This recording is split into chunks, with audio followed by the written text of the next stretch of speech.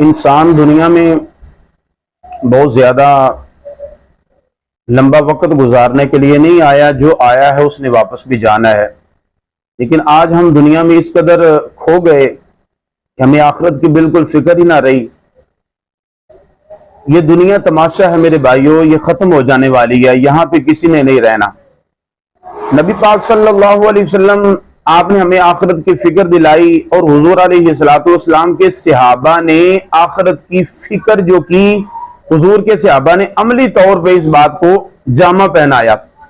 अल्लाह रब्बुल आलमीन का कुरान है, इक़्तरब लिन्नासि हिसाबुहुम व हुम फी गफलतिन मुअरिदून, कि बहुत करीब आ गया है लोगों के लिए उनका हिसाब, जबकि वो गफलत में मुंह मोड़ने वाले हैं।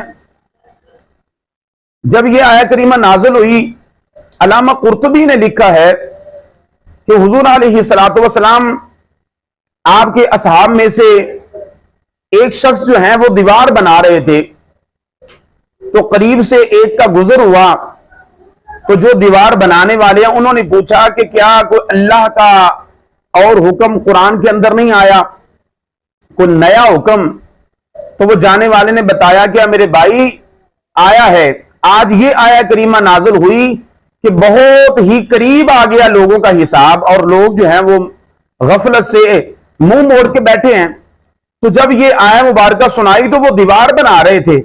उन्होंने दीवार बनाते अपने हाथ जो है वो जाड़े वहीं पे, और हाथ जाड़ के उन्होंने कहा कि कसम है अल्लाह की, जब हिसाब करीब आ गया तो अब ये दीवार नहीं बनेगी, अब आखिरत की फिक्र की जाएगी। और यहां पे एक और मैं जनाब सय्यदना उमर फारूक रज़ियल्लाहु ताला अन्हु आपका कौल अर्ज करता हूं। आप फरमाते हैं कि अपना हिसाब कर लो कबल इसके कि तुम्हारा हिसाब किया जाए।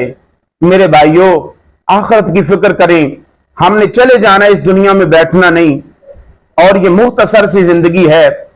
आखिरत का सामान कर लो, जगह जी लगाने की दुनिया नहीं है, ये इबरत की जा है, तमाशा नहीं है। अल्लाह ताला हमें आखिरत की फिक्र नसीब फरमाए।